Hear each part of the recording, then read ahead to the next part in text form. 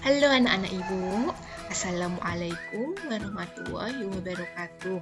Selamat datang dalam mata pelajaran produk pastry dan bakery yang kedua bersama Bu Laili. Langkah lebih baiknya sebelum kita belajar, marilah kita berdoa terlebih dahulu agar ilmu yang kita pelajari membawa keberkahan untuk kita semua.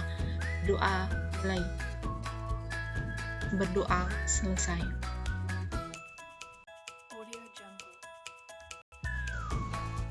Ini merupakan kompetensi dasar produk pastry dan bakery yang kedua. Yang pertama itu sudah kalian pelajari di kelas sebelumnya.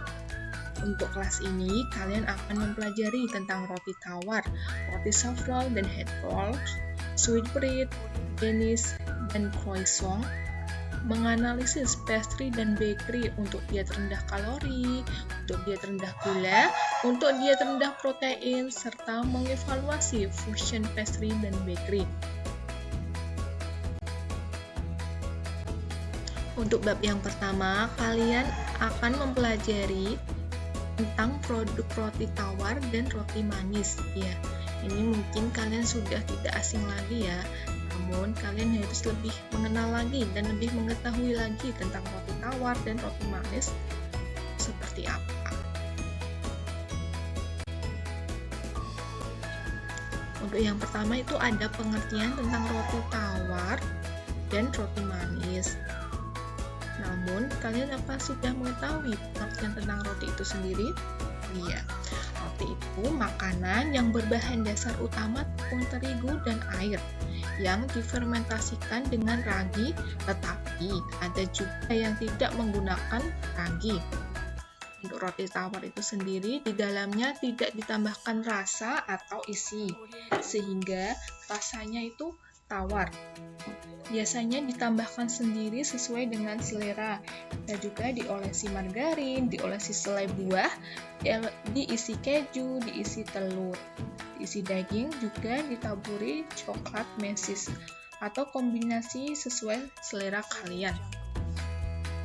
Ya, untuk roti manis itu sudah ditambahkan rasa atau isi tertentu ke dalam adonan roti. Ada keju, coklat, dan berbagai selai buah, daging, sosis, kacang, dan lain sebagainya.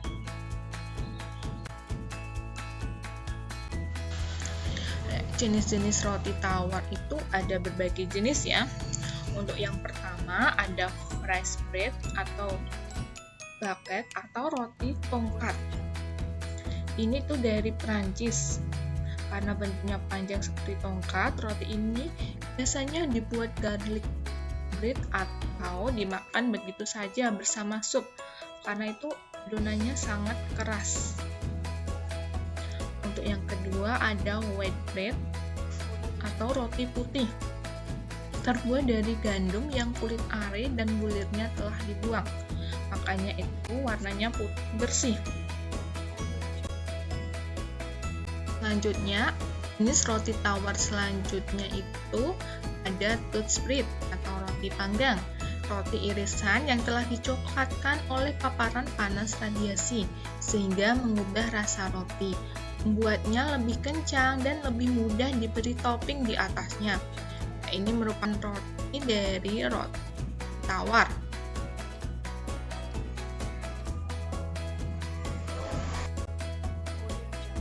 Untuk selanjutnya itu ada pain au levain. Ya, itu merupakan dari bahasa Prancis ya.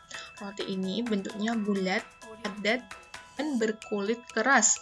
Terbuat dari adonan asam dan biasanya disajikan di awal santapan bersama mentega atau dimakan bersama sup. Untuk selanjutnya itu ada Van Kinderhook.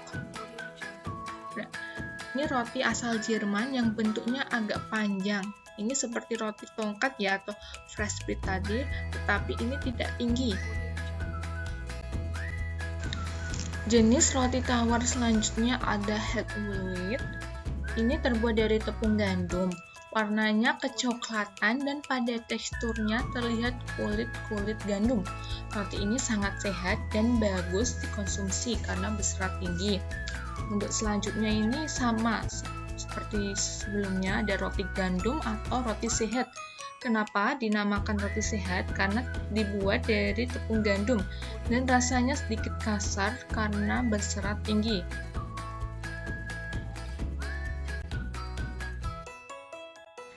Jenis roti yang kedua ada roti manis. Roti manis sudah diberi isian di dalamnya dan diberi rasa manis atau gula yang lebih banyak dibandingkan roti tawar. Misalnya itu isiannya ada roti pisang keju, roti nanas wijen, roti ayam pandan, dan lain sebagainya. Selanjutnya ini ada bahan pembuatan roti. Yang pertama, ada tepung terigu protein tinggi. Kenapa menggunakan tepung terigu protein tinggi? Ya, karena sifatnya yang elastis dan mudah difermentasikan, maka ini cocok untuk produk pastry dan bakery. Kandungan glutennya yang tinggi akan membentuk jaringan elastis selama proses pengadukan. Pada tahap fermentasi, gas yang terbentuk oleh ragi akan tertahan oleh jaringan gluten. Hasilnya adonan akan mengembang besar dan empuk teksturnya. Yang kedua ada air atau cairan. Ini cairannya bisa berupa susu segar, bir, sari, buah, atau lain sebagainya. Dalam pembuatan roti, cairan mempunyai banyak fungsi. Dengan tercampurnya dengan air akan memungkinkan terbentuknya gluten. Selain itu, air juga berfungsi mengontrol padatan adonan dan membantu penyebaran bahan-bahan lain agar tercampur rata. Selanjutnya, ragi atau yeast. Roti ini tidak akan mengembang tanpa penambahan yeast atau ragi ke dalam adonan. Selanjutnya ada garam. Selain mempunyai rasa asin, garam juga fungsi sebagai bahan penetral dan peningkat cita rasa. Ini biasanya penggunaannya hanya sedikit ya. Selanjutnya ini ada lemak. Ini bahan yang sangat penting dalam pembuatan roti. Fungsi lemak dalam pembuatan roti dapat meningkatkan nilai gizi, meningkatkan cita rasa dan tekstur makanan, memperkuat jaringan zat gluten, roti tidak cepat menjadi keras atau staling. Sebagai bahan pewangi makanan juga dapat melembabkan adonan, serta ini dapat menghambat pembusukan. Untuk selanjutnya itu ada gula. Ini salah satu bahan yang penting dalam proses pengolahan pangan, terutama dalam pembuatan roti dan kue serta minuman segar. Fungsi gula dalam pengolahan makanan memberikan rasa manis, aroma, dan tekstur.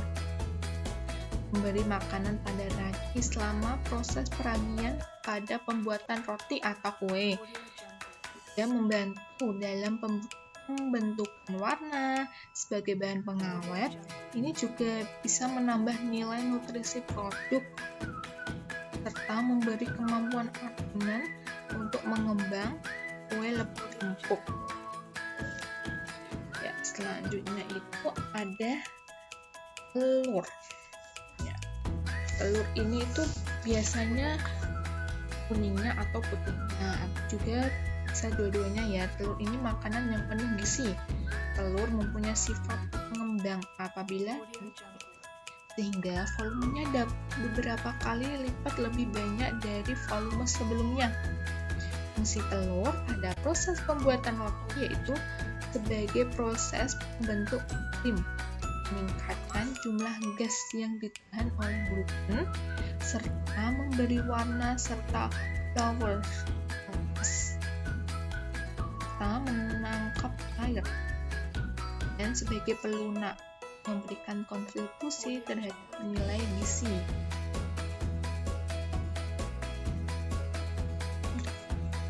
Selanjutnya yang terakhir ada improver atau biasanya itu disingkat BIG ya.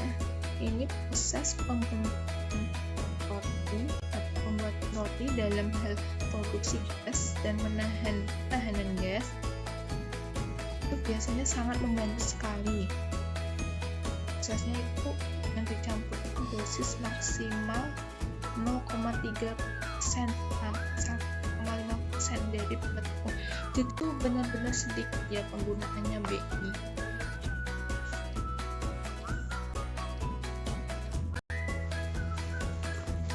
Selanjutnya itu peralatan yang digunakan dalam proses pembuatan produk pastry dan bakery. Yang pertama, ini ada alat persiapan. Alat persiapan, yang pertama ada mangkok, yang kedua ada timbangan, ketiga ada gelas ukur, keempat ada meja kerja, dan yang kelima ada papan pengiris. Ini digunakan pada saat persiapan.